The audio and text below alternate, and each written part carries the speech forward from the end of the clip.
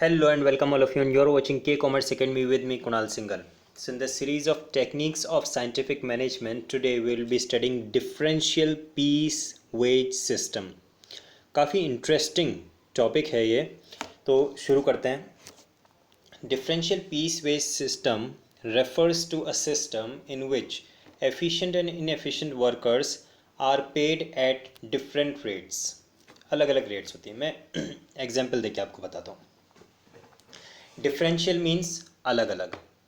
Piece means ये जो veg system होता है ये दो तरह का होता है. एक तो आर बेसिस पे होता है, एक पीस बेसिस पे होता है. मान लीजिए कुछ ऑर्गेनाइजेशंस ऐसे होती हैं जो आर्ली बेसिस पे पेमेंट करती हैं. आपने 8 आवर्स वर्क किया, आपको सैलरी मिल जाएगी. एक दिन के एक शिफ्ट की सैलरी मिल जाएगी. आपने 16 आवर्स वर्क किया, आपको 2 शिफ्ट की सैलरी मिल जाएगी. और पीस वेज में क्या होता है, आपने 10 यूनिट्स प्रोड्यूस किए तो 10 यूनिट्स की सैलरी मिल जाएगी. आपने 15 यूनिट्स प्रोड्यूस किए तो आपको 15 यूनिट्स की सैलरी मिल जाएगी. चाहे आपने वो 15 यूनिट्स 2 आवर्स में प्रोड्यूस किए तो भी आपको 15 यूनिट्स की सैलरी मिल जाएगी. और अगर आपने 10 यूनिट्स 8 आवर्स में प्रोड्यूस किए तो भी आपको 10 यूनिट्स की ही सैलरी मिलेगी. मीन्स पीस, जितने पीसेस आपने प्रोड्यूस किए हैं, जितना प्रोडक्शन आपने दिया है, जितना आउटपुट आपने दिया है, उसके बेसिस पे अगर सैलरी मिलती है तो उसको हम बोलते हैं पीस वेज सिस्टम. और जहाँ पे सैलरी आवर्स के बेसिस पे मिलती है कि अगर आपने 4 आवर्स वर्क किया तो हाफ शिफ्ट की सैलरी मिलेगी, अगर आपने 8 आवर्स वर्क किया तो 1 शिफ्ट की सैलरी आपको मिलेगी. तो वो होता है आपका आर्ली बेसिस पे या फिर डेली वेजेस सिस्टम. तो ये दो वेजेस सिस्टम होते हैं, एक पीस वेज सिस्टम, एक आर बेस सिस्टम. यहाँ पे टेलर ने सपोर्ट किया है पीस वेज सिस्टम को, यानी कि जो वर्कर जितने पीसेस प्रोड्यूस करे उसके बेसिस पे उसको सैलरी मिलनी चाहिए. ऐसा नहीं होना चाहिए कि वर्कर सुबह आ गया अपनी जॉब पर, पूरा दिन बैठा रहा, काम कुछ नहीं किया और शाम को घर चला गया, फिर भी उसको वेजेस मिल गई. काम तो उसने किया ही नहीं, पर उसने क्योंकि अटेंडेंस शो कर दी तो उसको वेजेस दे दिया. तो टेलर ने इस चीज़ को बिल्कुल पूरी तरह से वायोलेट किया है, पूरी तरह से इसको मना किया है.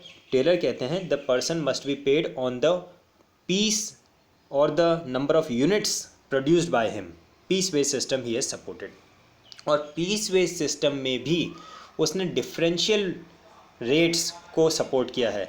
डिफरेंशियल रेट्स का मीनिंग ये होता है कि कुछ एम्प्लॉयज़ को तो हम 10 रुपीज़ की रेट से पेमेंट करें, अदर एम्प्लॉयज़ को हम 12 रुपीज़ की रेट से पेमेंट करें, अदर एम्प्लॉयज़ को हम 15 रुपीज़ की रेट से पेमेंट करें. तो ये हमने रेट्स क्या की, डिफरेंट रेट्स रख दी. अब ये कौन कौन से एम्प्लॉयज़ के लिए हम कौन कौन सी रेट्स रख रहे हैं, उसके लिए क्या हमने क्राइटेरिया लिया है. और Taylor what the Taylor has suggested for the criteria, उसने कहा जो एफिशिएंट एम्प्लॉयज़ हैं उनको हायर वेज रेट से पेमेंट होना चाहिए, और जो इनएफिशिएंट एम्प्लॉयज़ हैं उनको लोअर वेज रेट से पेमेंट होना चाहिए. आपने सपोज़ कीजिए स्टैंडर्ड प्रोडक्शन सेट कर दिया 10 यूनिट्स का, तो जो वर्कर्स 10 यूनिट्स प्रोड्यूस करेंगे उनको हम 15 रुपीज़ की रेट से पेमेंट करेंगे. 10 यूनिट्स, 11 यूनिट्स, 12 यूनिट्स, जिसने भी उस स्टैंडर्ड प्रोडक्शन, स्टैंडर्ड आउटपुट से ज़्यादा प्रोडक्शन दिया है तो उसको हम पेमेंट करेंगे 15 रुपीज़ की रेट से.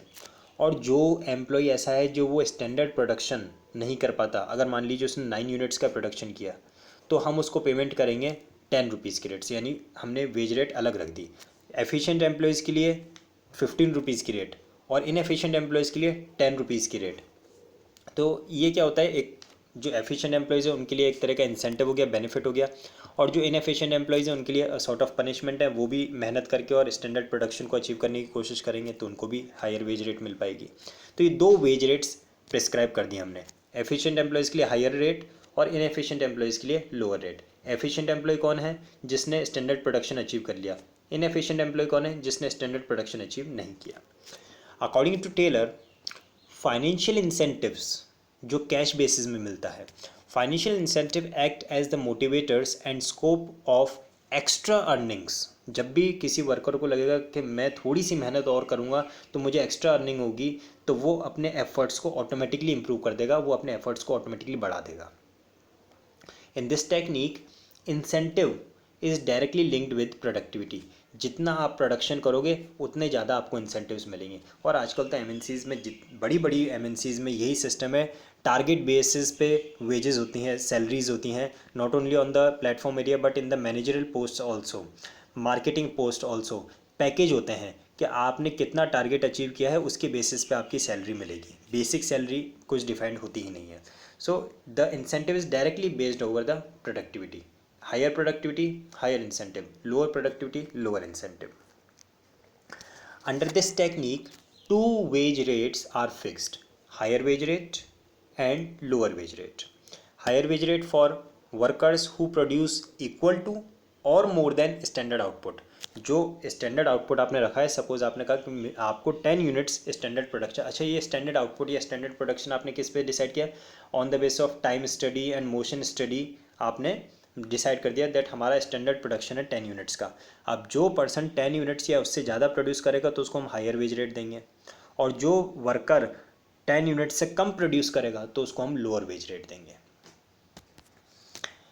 सपोज, अब एग्जाम्पल से हम समझ लेते हैं इस सिचुएशन को. Suppose standard task is fixed at 10 units. मैंने बहुत देर से आपको एग्जाम्पल यही दिया कि 10 यूनिट्स का आपने स्टैंडर्ड रखा है. And rate fixed are ₹50 per unit for workers who produce 10 units. तो जो पर्सन वो स्टैंडर्ड प्रोडक्शन 10 यूनिट्स का करेगा उसको हम ₹50 की रेट से पेमेंट करेंगे, ₹50 पर यूनिट की रेट से, ठीक है. And ₹40 per unit work for the worker who produce less than 10 units. और जो उस स्टैंडर्ड आउटपुट 10 यूनिट से कम प्रोडक्शन करेगा उसको हम सिर्फ ₹40 की रेट से पेमेंट करेंगे. यानी कि एफिशिएंट एम्प्लॉयज़ के लिए हमने ₹50 की रेट रख दी और इनएफिशिएंट एम्प्लॉयज़ के लिए हमने ₹40 पर यूनिट की रेट रख दी. अब now suppose a worker A, there is a worker A who produces 11 units. So how much salary he will get? He will get ₹550. That is 11 units उसने produce किया और ₹50 की रेट से multiply करके 550 आ गया. लेकिन जो दूसरा वर्कर है, वर्कर बी, जिसने 9 यूनिट्स प्रोड्यूस किए, सिर्फ 2 यूनिट्स कम प्रोड्यूस किए हैं. ए ने 11 यूनिट्स प्रोड्यूस किए, बी ने 9 यूनिट्स प्रोड्यूस किए, सिर्फ 2 यूनिट्स प्रोड्यूस कम किए हैं. Then but he is getting only ₹360. 9 units multiply ₹40 की रेट. अब आप देखिए कि सिर्फ 2 यूनिट्स कम प्रोड्यूस करने पे दोनों की जो सैलरी है उसमें आपको डिफरेंस कितना नज़र आ रहा है? 550. There is a great difference among the salaries of both the employees, 550 और 360. सिर्फ 2 यूनिट्स कम प्रोड्यूस करने पे उनकी सैलरी में कितना बड़ा डिफरेंस देखने के लिए मिला. सो ये है differential piece wage system. Piece wage system यानी कि the wages are based over the number of units produce. जितने यूनिट प्रोड्यूस करोगे उसके बेसिस पे आपको वेजेस मिलेंगे.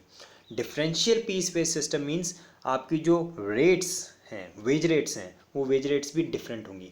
एफिशिएंट एम्प्लॉयज़ के लिए different wage rate, inefficient employee के लिए डिफरेंट वेज रेट, अलग अलग वेज रेट्स होंगी.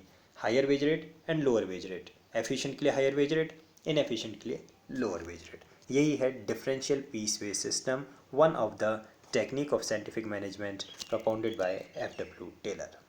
Differential piece wage system refers to a system in which efficient and inefficient workers are paid at different rates, higher wage rates and lower wage rates. Higher wage rates for efficient, lower wage rate for inefficient. So this will be a sort of reward for efficient employees कि भी आप efficient हो तो आपको higher wage rate दे रहे हैं, उनके लिए एक reward हो गया. And a punishment for inefficient employees कि भाई आप क्योंकि कम प्रोडक्शन दे रहे हैं तो हम आपको लोअर वेज रेट दे रहे हैं, तो सॉर्ट ऑफ पनिशमेंट हो गया. बट कहीं ना कहीं ये एक तरह का मोटिवेशन भी है.